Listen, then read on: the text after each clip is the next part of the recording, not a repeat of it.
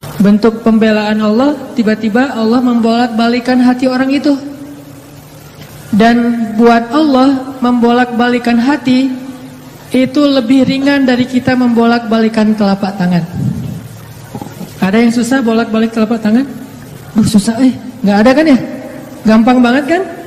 Segampang itulah, bahkan lebih dari itu buat Allah untuk yuqallibul qulub, membolak-balikan hati.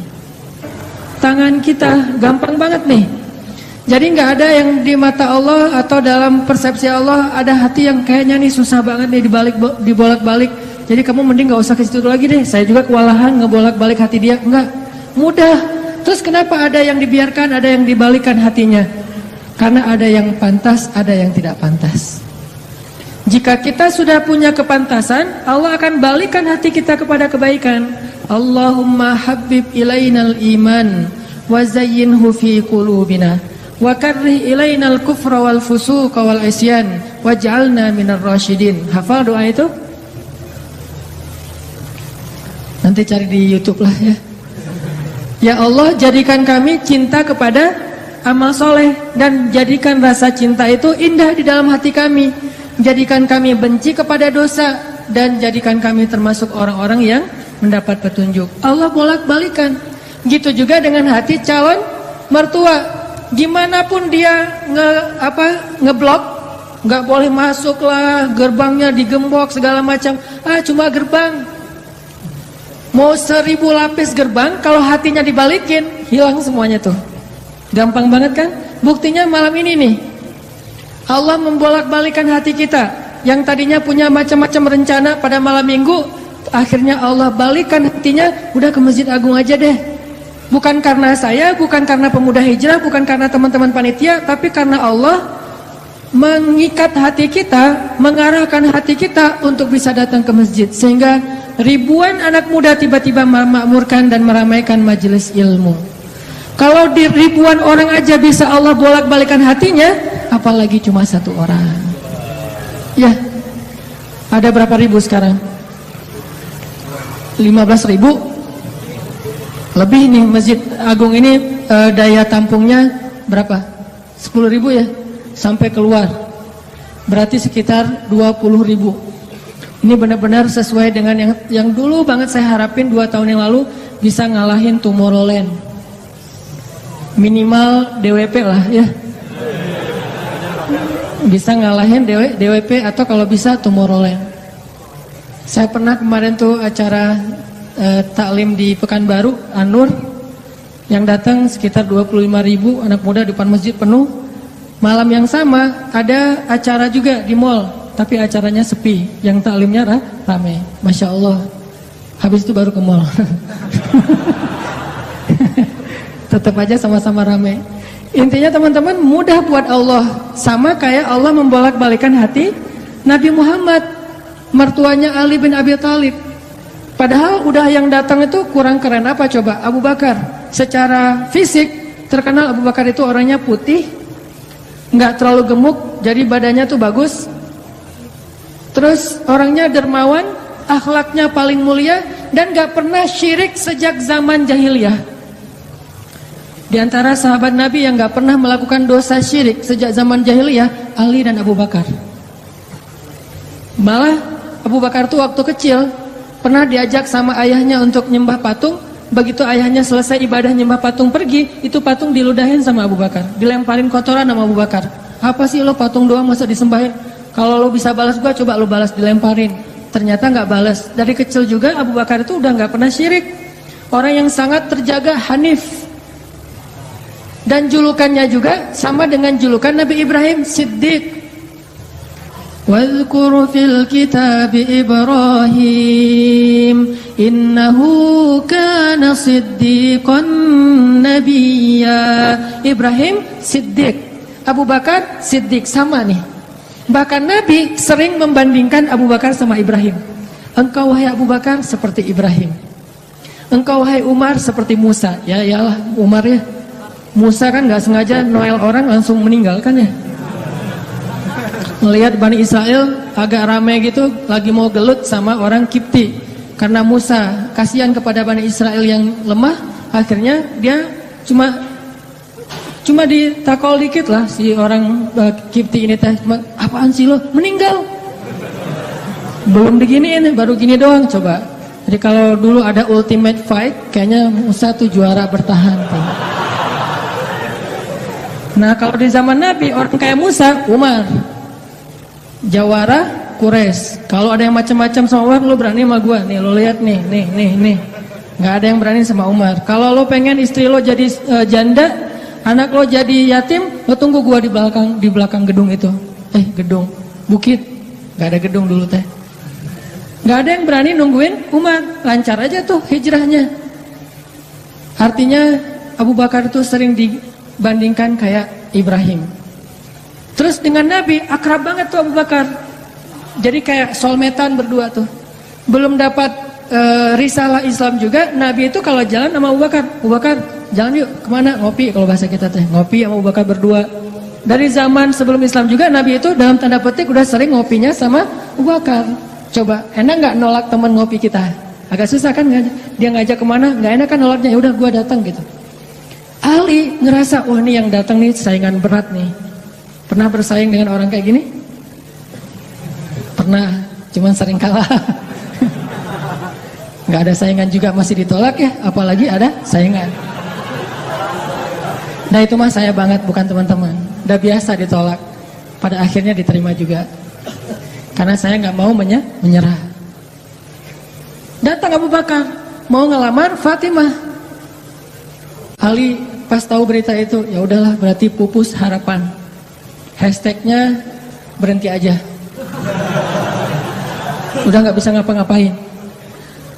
Tidak lama kemudian setelah Abu Bakar lama di rumah Nabi terus pulang, Ali merhatiin wajah Abu Bakar, nih wajah diterima atau wajah ditolak nih. Ternyata dapat kabar Abu Bakar ditolak sama Nabi. Yes, kata Ali. Abu Bakar ditolak sama Nabi. Cuman sisi lain, Ali makin gak pede. Kalau Abu Bakar aja ditolak, siapa saya? Bahkan lebih ditolak lagi. Jangan-jangan belum sampai di pintu juga, udah Ali pulang aja deh.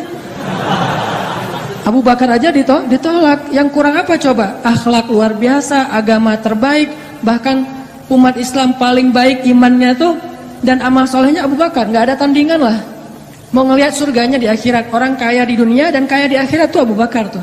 Ada orang yang di dunia miskin, di akhirat kaya. Di akhirat miskin, di dunia kaya. Kalau Abu Bakar, dunia akhirat kaya. Surganya Abu Bakar tuh dikelilingin sama Jibril. Jadi Jibril lagi pengen ngukur surganya Abu Bakar. Terbang setahun. Udah setahun terbang, itu baru di pinggirnya surga Abu Bakar. Belum sampai ke tengah. Padahal Jibril itu kecepatannya lebih tinggi daripada kecepatan cahaya. Bayangin, udah setahun perjalanan cahaya baru di pinggir surganya Abu Bakar. Belum juga masuk, belum sampai ke alun-alunnya surga Abu Bakar. Baru juga perbatasan coba. Kurang apa Abu Bakar? Ditolak sama Nabi. Duh, makin gak pede, kata Ali. Cuma gak pakai, bukan orang Sunda soalnya. Gak lama kemudian datang lagi cowok keren, jawara Mekah, Umar datang. Assalamualaikum. Suaranya agak-agak gitulah. Walaupun susah nirunya, cempreng soalnya. Assalamualaikum. Waalaikumsalam, kata Nabi datang. Pas diintip sama Ali, tanya-tanya ke teman-temannya, ada berita apa nih trending topik? Ternyata trending topik di Twitter, Umar melamar Fatimah. Wah, rame lagi viral di mana-mana. Makin, aduh, saingannya berat-berat gini, nggak ada yang di bawah saya gitu yang datang, biar saya agak-agak pede gitu. Ternyata Umar pulang juga ditolak lagi sama Nabi. Ali, yes, tapi tuh gimana ya kalau Umar aja ditolak, yang paling kuat bisa menjaga Fatimah banget kan? Kalau ada apa-apa Fatimah tenang aja, ada gua. Naik motor berdua sama Umar gitu kan, zaman kita mah ya. Sengaja nggak bawa jas hujan. Kalau udah hujan buka baju kasih ke ceweknya, nggak pakai baju memotoran. Cowok banget lah itu mah ya. Pulang-pulang sampai ke rumah minum antangin. Umar tuh jawarannya. Nabi kan pasti tenang banget ngasih anak ke orang kayak Umar. Keluar dia singa, di dalam dia kucing Anggora. Maksudnya apa? Dia tuh nggak pernah kasar sama istrinya, walaupun dia keras kepada musuhnya. Kalau dimarahin istrinya, diem aja. Udah selesai dimarahin, udah, ya udah pergi nyari teman. Mau curhat, habis dimarahin istri, pergi ke rumah Nabi. Pas di depan rumah Nabi kedengaran dari dalam, Nabi juga lagi dimarahin istrinya.